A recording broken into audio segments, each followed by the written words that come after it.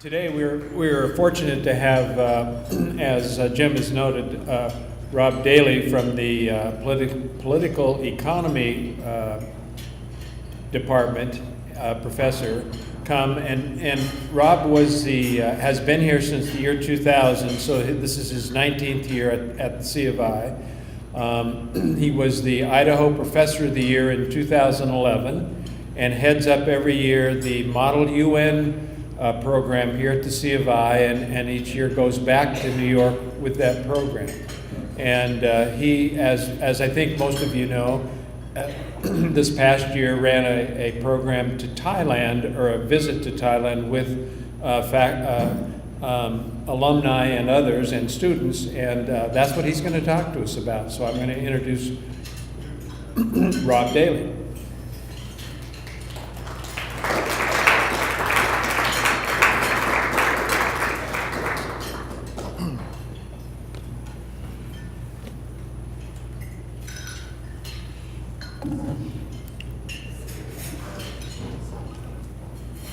Thank you, and happy Thanksgiving to everybody.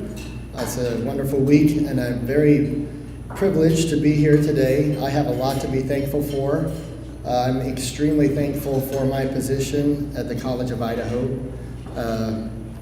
I've been here 19 years, and I can't believe that they pay me to do this job. It is so much fun. Don't tell Jim that. They may take my salary away because I'll still keep doing it. I absolutely love it. I want to thank Sally and Barry for their support, and Barry invited me and to come to this Half-Century Luncheon today. I've been here once before, it was years ago. I really like coming, and I like having the meal. I usually take my lunch in my office because I'm in a rush, so it's nice to get a good square meal today. Also, I want to say thanks Sally for inviting me to do this alumni trip. I hadn't done an alumni trip before. I had done 10 student courses, off-campus courses to Asia, mostly to Southeast Asia, but also to China. So this opportunity came about, and I kind of went with it. Lauren Bevel, who many of you know, was in the alumni office for a while, has now moved to McCall. She went with me as a co-director, and we had a wonderful time. And there were no students with our group. It was just alumni and a few, some family friends of alumni and myself. But we had a wonderful time. So what I'm going to do today is I'm going to go really, really fast, okay? I have a lot of pictures to show you. The first part of this, I just want to talk about where we went, what we did, just basically. But then I want to tell you about the best part of an alumni trip, and I'm going to spend most of my time on that. Okay, so it's not going to be just a travelogue or anything like that. It'll be partly that, but let's go ahead and do this. So maybe some of you have had a chance to go to the region. This trip went to Thailand and Cambodia, and we focused on 5 different places. Bangkok, Chiang Mai, Chiang Rai, all in Thailand, and then in Cambodia we went to Siem Reap, which is the location of the Angkor Wat temple complex, which is absolutely a must-see in the region. And then some of us went to another temple called Prat Vihar, which is up on the Thai-Cambodian border. So if you had a chance to go to that region, maybe you kind of have familiarity with some of this. While we were there, do you recall this picture? Okay, we were there at the very same time that you were all watching about the drama unfolding about the boys in the cave in Chiang Rai, and we actually drove by. We couldn't get close to where the cave was, of course, they had it blocked off, but we were right in that neighborhood in Chiang Rai where that cave complex was, where the world was watching these boys. And we saw the whole thing unfold every night on the news. We were watching it, and boy, wasn't that a remarkable miracle to have those boys saved. There was a theme. I told Sally I'd like to do an alumni trip, but I'd like to keep it as close to a student trip as possible. And so I assigned readings. We had a theme. We looked at sacred power and contested nations. We looked a lot at religious power and how that intersects with nationalism and political life in these two countries. We looked at how these two countries interact with themselves. These are some of the books that we used. I brought them here. Some of them, if you're interested, and you got some reading time on your hands, you want something great to read, I would suggest any of these books, especially this one right here. Oops, I went back. This one's authored by myself. It's a textbook that I use in my classes, and it's a country comparison study of all 11 countries of Southeast Asia. And it's been published by Westview Press, and now Routledge has taken it over. And so I require my students to read it, and it helps reinforce what I do with my research. And then I asked alumni to read it, and then we read these other, it was just some really amazing works here. I wish I could spend a whole hour giving a lecture on this one image right here, but this is where is a baseline for understanding sacred power in the Thai, Cambodian Buddhist context. And the idea of how power ranges from a kind of moral goodness all the way to a kind of mechanical type of power where you have to satisfy certain spirits or others that are in an otherworldly dimension. And we explored this because part of my purpose in going and taking students and others to Southeast Asia is to give them appreciation for the religious, the richness of Buddhism there. It's not a monolith whatsoever.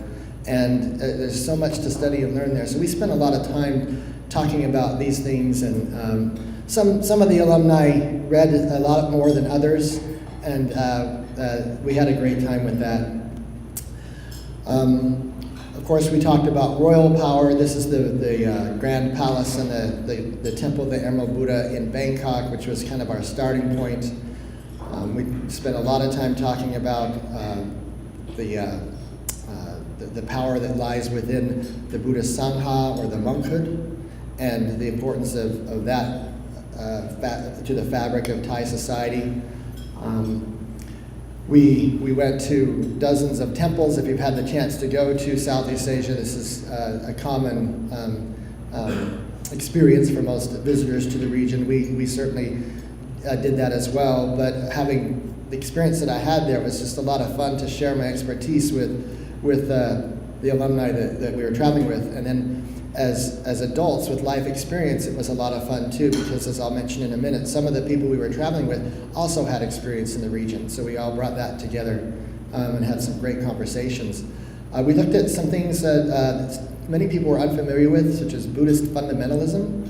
A lot of people are familiar with, Christian fundamentalism or Islamic fundamentalism. They're not very familiar with Buddhist fundamentalism, but it's very much rich and alive, and it's been growing in some parts of Southeast Asia. And we see it expressed in a whole bunch of different ways, and it's influencing politics in these countries. As I mentioned, we started in Bangkok. This is the hotel. It was the only really decent hotel we stayed in the whole time. No, we stayed in some pretty good ones, but this was a nice hotel right near the river, the Chao Phraya River in Bangkok. And Bangkok was known as the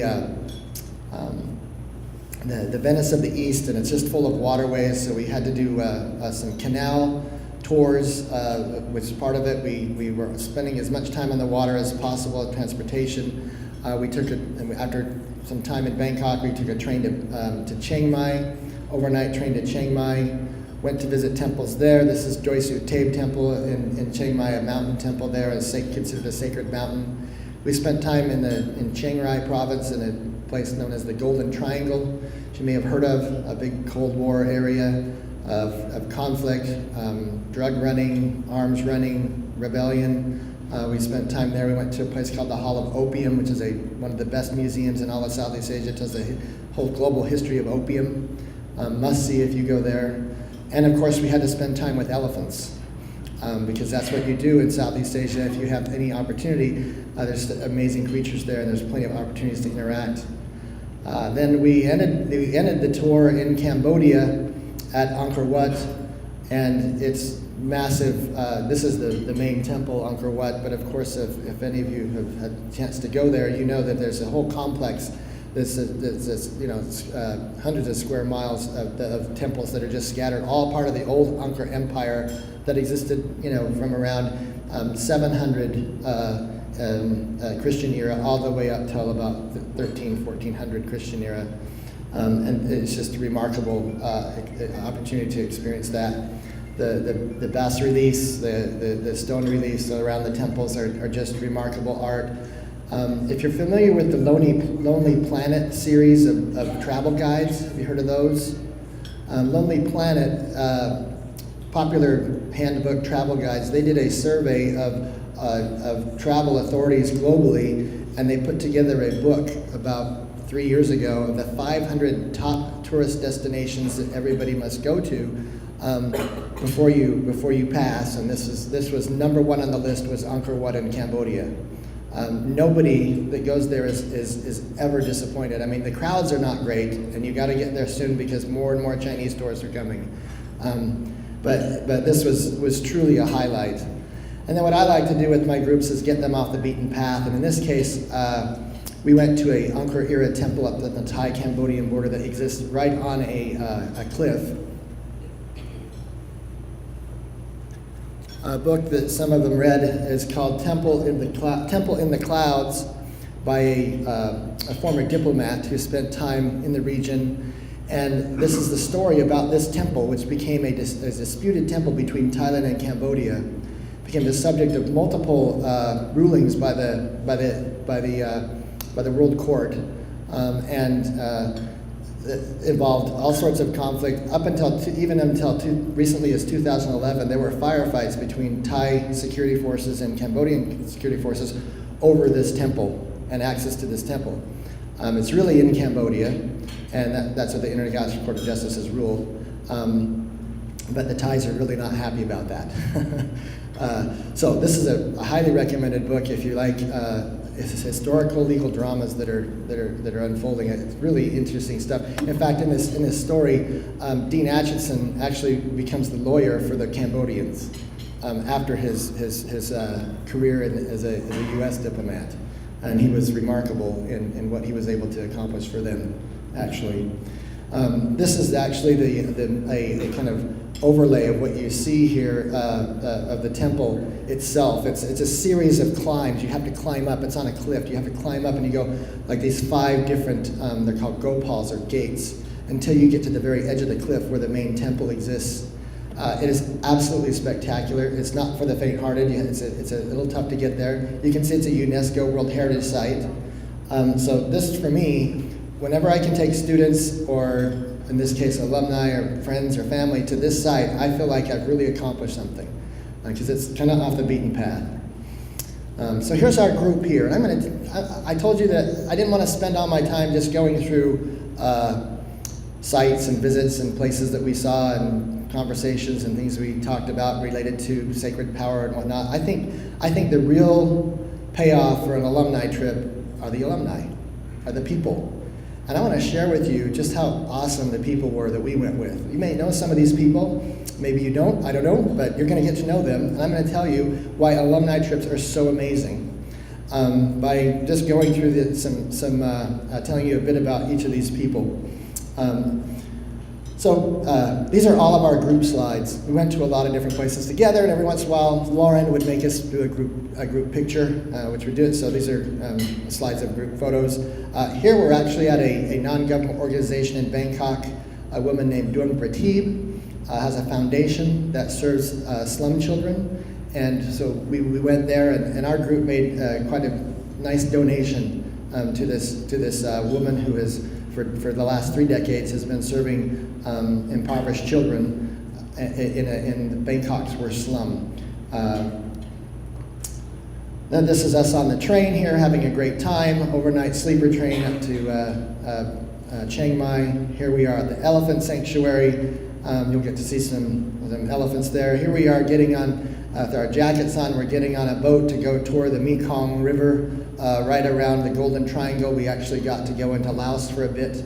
And the Golden Triangle is where the borders of Thailand, Burma, also known as Myanmar, and Laos meet along the Mekong River. It's a confluence between the Mekong and the Ruok River. We had just a great time everywhere we went. Everybody got along. This is the obligatory group photo at Angkor Wat in the reflection pool there. We had a fantastic weather, even though it was the rainy season. We got some rain, but not too much. Remember, these are the same rains that were hitting those kids and that filled those caves up. So once in a while at night, it would get pretty hairy as far as tropical rain. But most of the time we had clear sailing. It was wonderful. Here we are again at Angkor Wat. We spent a lot of time eating together. That's a lot of fun. Sometimes they're at nice hotel restaurants or breakfasts. Other times they're at like three-wall shop house kind of places. We're on the road in vans. We're going from one destination to the next. And we get to kind of get some street food here. And I remember this particular meal, we just had a great time kind of adapting on the fly. And everybody gets to try kind of the way the Thais live, not the way tourists live. A lot of fun. So this is Lauren Bevel, who you all know and we all miss dearly. She was a wonderful co-director for this program. She had never been to Southeast Asia before, but she knew alumni and alumni work really well, and she was extremely organized. And I put this email up there because she must have passed out 100 emails to our group before we went. There was a lot of preparation involved, and we had visa issues. We had to get visas into Cambodia and pictures taken and all sorts of airplanes. We had to get airfare within the country, train tickets, all sorts of things. And she was just absolutely terrific. And like I said, she had never been there before, but by the time we finally landed in country, she was just ecstatic because she'd worked so hard to get this all together. And here she was having the time of her life and being a support with everybody, but also being a co-traveler with everybody as well. You might recognize these folk. This is Terry and Jan Brady. They live here in the Boise area. He graduated in 1966 and as a dentist. I mentioned that some of the people in our group had been to the region before. He had spent time in the military and had served 2 years. He was in Udon Thani, Thailand during the Vietnam War period. And this was his first time back after like 40 years to that region. And it was wonderful to talk to him and compare notes with how things had changed. And it was really an experience for him, a unique experience for him, and to share that with his wife Jan. One of the things we did here is when we were in Chiang Mai, we went to a cooking school and spent time learning how to cook Thai food, which was really popular activity to do. If you've spent time at any of the Thai restaurants in town, the food's absolutely to die for. It's wonderful, and to learn to cook it at home is even better because that's what my wife and I do. So I like when I take student groups, if we can swing it, I like to take them to a Thai cooking class. And this one was particularly great. And Jan Brady has got a lot of interest in the culinary arts, and she was just over the moon for the opportunity to do that.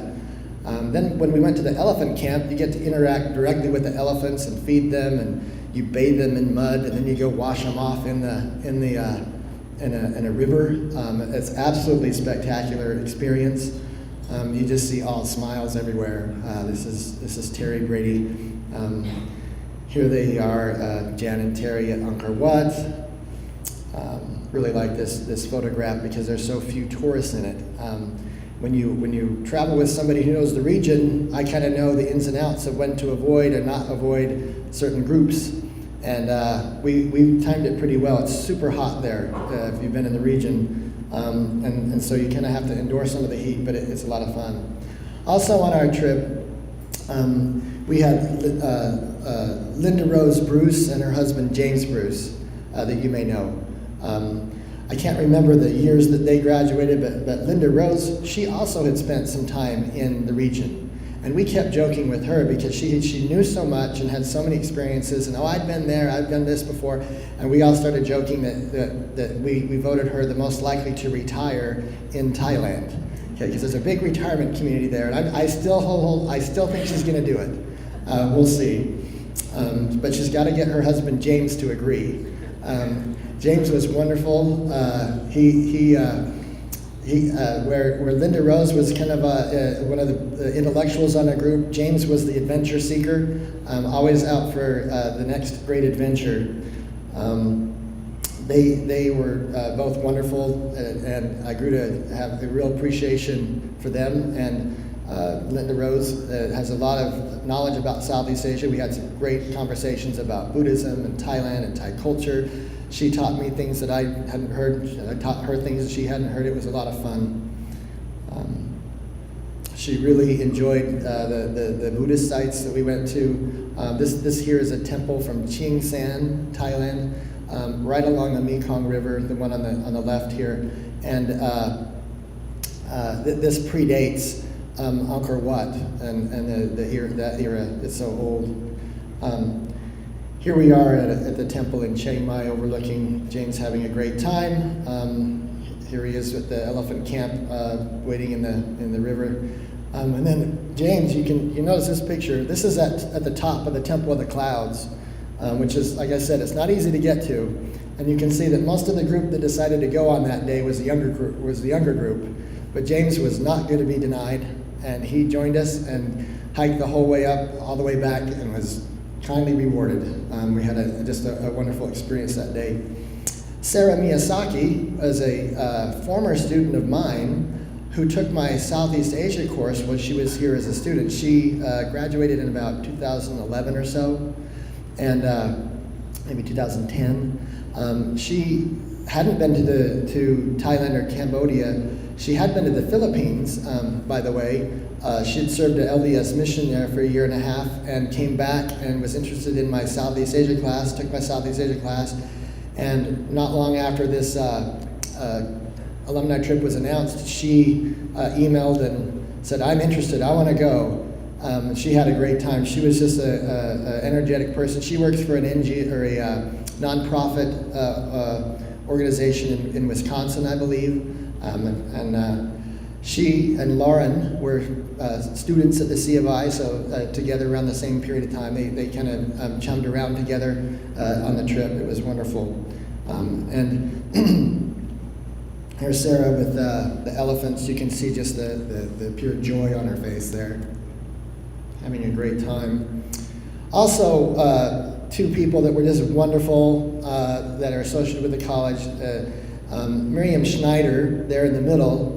She lives in New York City, formerly Miriam Kunkel. This is her and her brother. Her brother did not attend the C of I. He was a Weber State graduate, where I attended as an undergraduate. My dad's affiliated. And Miriam came, and she was a little bit unsure. She said that normally when I travel, I like to, sip wine and sit back at the cafes, and I'm a little bit nervous about the adventure travel we're involved here, but she had an absolute amazing time and just jumped right in. She's a widow. Her husband passed a few years ago of Parkinson's, and this was just a really neat opportunity for her and her brother to reconnect and come together. John lives in Salt Lake City. He's an IT director at Salt Lake Community College, and he was terrific as well. Miriam was wonderful. She was adventurous, loved to converse and discuss, debate, challenge. We had, John jumped into everything we did, had a wonderful time. He was our resident photographer. Most of the photographs you're seeing here were by John Kunkel. Here they are at the top of Pratwihar Cliff. There's Lauren and John, usually in his typical pose, taking a photograph somewhere.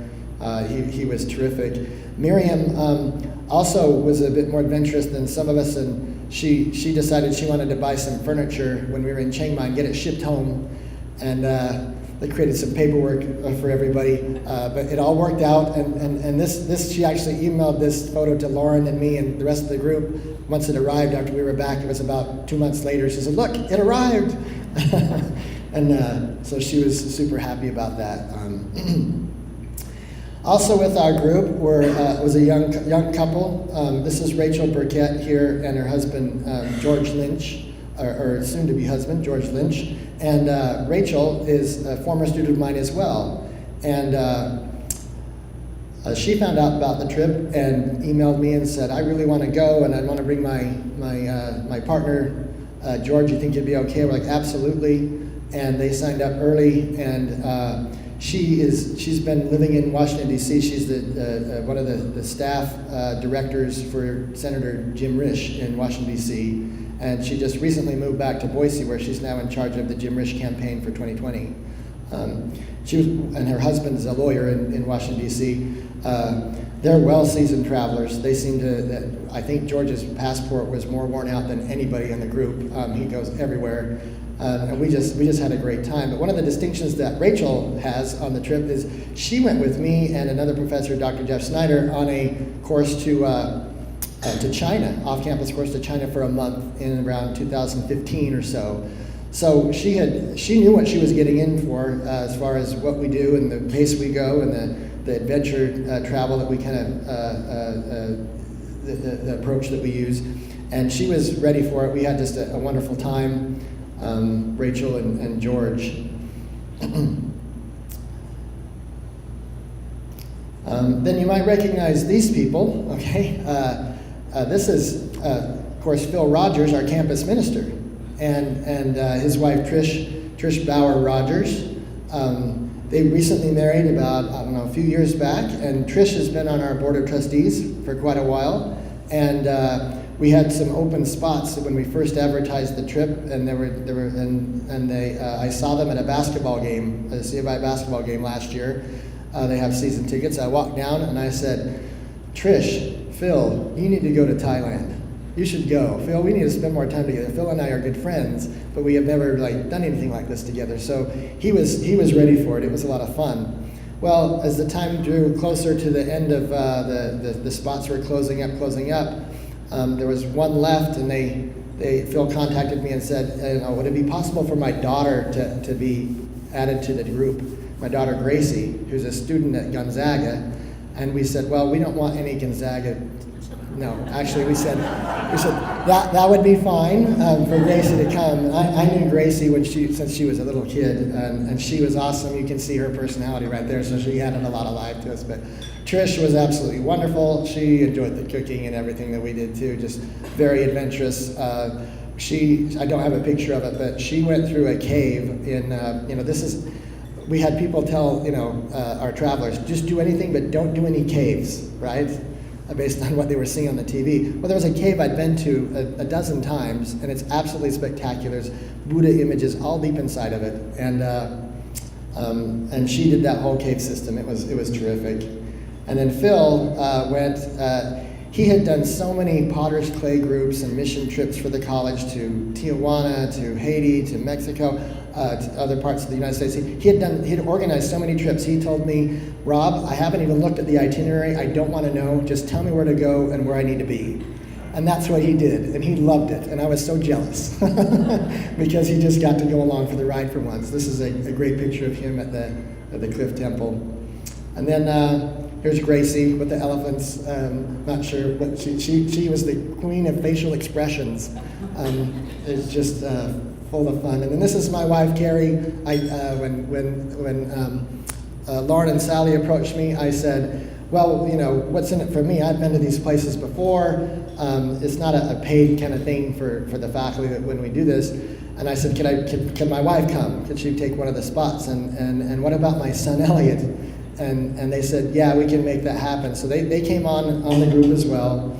And the three of us went with the whole group. And then my daughter, Mara, who's a senior at BYU in Provo, she was actually in Korea most of the summer doing a research project there at Korean elementary schools. And she joined us in Cambodia for our little stint at Angkor Wat, which is a dream come true for all of us to spend time. I'd been there 4 times already with students, and my wife and my son and my daughter had never been there. I have another daughter who wasn't there. She's on a mission in Malaysia, and she's really jealous and mad at us for doing this.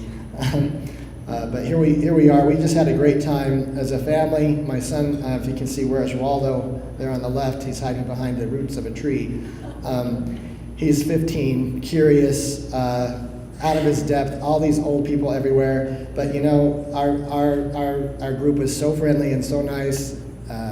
They just welcomed Elliott. He had a great time. you can see in this picture just how much a good time he was having.